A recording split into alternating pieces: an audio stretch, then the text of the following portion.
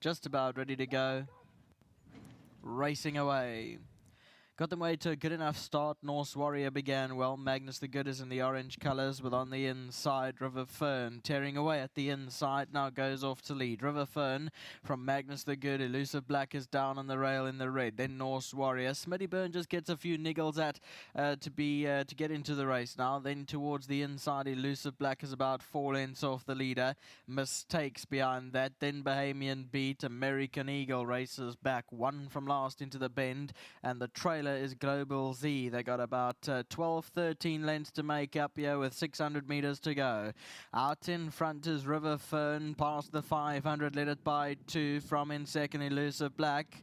Magnus the Good, Smitty Burns circling the field in the black cap. Then came Mistakes further back. Coming towards the final 300 meters, River Fern still leads. Elusive Black looms up a massive danger on the inside. Then Mistakes, Smitty Burns further back, but it's Elusive Black now that's picked up the lead. River Fern is not throwing in the towel just yet, but Elusive Black now tears away, and Elusive Black won it. River Fern second, then Mistakes. Smitty Byrne was under pressure a long way out, and then came behind that Bahamian Beat. Here's the head on replay. Elusive Black towards the inside. The black cap is coming through now. River Fern is still right there down the center, and Elusive Black in the red cap comes through strongly, picks up the lead. River Fern looked to try and fight back, but Elusive Black kicked again into the closing stages. Wins well. 1629 provisional numbers.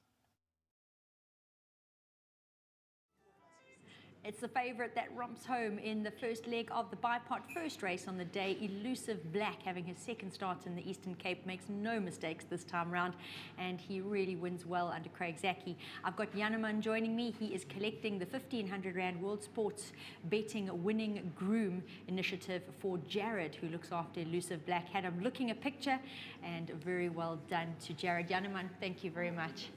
Craig standing by, he's going to step on in. He was aboard this fellow last time out when he made his local debut. And Craig, on that occasion, there was nothing wrong with the ability, but his mind wasn't quite on the job. He was green, and he definitely cost himself. Yeah, look, he came off a long break. He was still a bit fat, and he broke on terms, but he just got caught flat-footed. He was, from jumping well, he was detached from the field, and he sort of built into it nice, and he was hitting the line strong, and I thought the chip just caught him out and the need of the run. But I must say, great chain of feet here by Dean. He put the cheek pieces on the sauce, and when I canted him down, I was blown away. My eyes really, we were too. opened up, and he just felt like a horse that's there, that's going to help me, and a horse that was ready, and he looked the part. So I just thought a very good chain of feet by Dean, accompanying him with the cheek pieces, and I thought it's a good win. I think 12 is going to be his absolute minimum. He feels like he'll get up to a mile, and what's nice is he took to the poly, so we got a horse that can go both tracks. Yeah, I must admit it's always very handy having a horse that can do both tracks. All the races that are available do open up. Craig, going through the day, what horses are you looking forward to partnering? Yeah, obviously this horse was our best on the day. Yeah. He looked the horse to beat, and I think I have place chances all around. I think Emanata in the third for Mr. Grief must have a good place chance. She's consistent. USA's Hope. Yeah. I thought it was a good run last time out. I think there's a swing around with Fairy Knight, so he must be a big runner. And I think we got a good hand there with Imaginable Issa there. And then the one later on, Jumbo Sana, you can never leave her out. I do feel Green Owl's horse to beat, but she's as game as they get. Let's hope. If I can crack another one, it's definitely a good day. And then a little bit chilly, or a bit chilly, should I say. He's a horse that you've wanted over further, and since he's moved up, he's really done well. Yeah, he's done very well. He went through a phase where, he won first time out. Horses who ran behind him came in, won some feature, and he was just being disappointed, and he just wasn't there. But he's changed in the last couple of months. He's definitely found himself again. I think his confidence has grown, he's hit form, and he loves the chip, so he must be a contender. Brilliant. Craig, thank you so much for that feedback, and well done for this chap. Thank you, Nadine. Well done to Dean once again, to the whole team. Can't thank them enough. Well done to Mr. and Miss Head.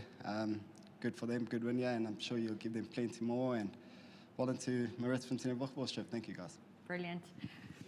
Craig has been riding very well, well, the whole season so far, but particularly well this last week where he's done exceptionally well. So, yeah, definitely have a decent jockey visiting us here in the Eastern Cape every week for the Smith Stables. And Dean, on that note, you really liked this fellow's chances today. You made him, you expected him to be the horse to beat. It was always nerve-wracking when you come up against an unraced first-timer that finds that type of support, though, because there's no way to really judge them against each other.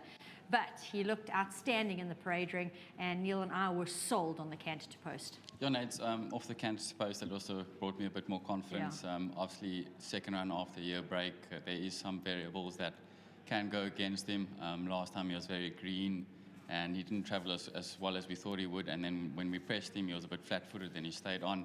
But yeah, hence that's why I put the cheek pieces on. He had his mind on the job today. He put up a good gallop last week with them. And yeah, off the field at first acceptances, I thought he would be very hard to beat, and then all the talk comes about the first times, etc. It just does play your confidence down a bit, but take nothing away from him. He won a very good race today, a super ride by Craig, and he looked very smart today, so I was very happy. Big well done to Torin, Billy Ann Head, and Mr. Archer Head. And yeah, it's lovely for Torin. He gets all his mates together, and they watch and shout the horses home together. And he's also well bred by Mr. Head. Dean, Craig has run through all his rides. We've heard about them on Wednesday from you, and you update your social site, which is fantastic. Just one more. Craig very interestingly made mention of his stable companion when having a chat about USA's Hope. So how do you feel about Imaginable today? Yeah, no, it's smart horse. He's got 56 on his back, so he's got a lighter type of weight than USA's Hope and Fairy Night. I do feel he's horse on the up, and he's won his last race really easy.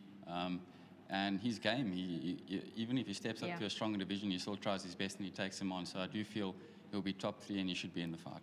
Fantastic to hear. Dean, you're on the board already for the first of the afternoon. Well done. Thank you, Nate, and a big thank you to our sponsors, Hollywood. Brilliant.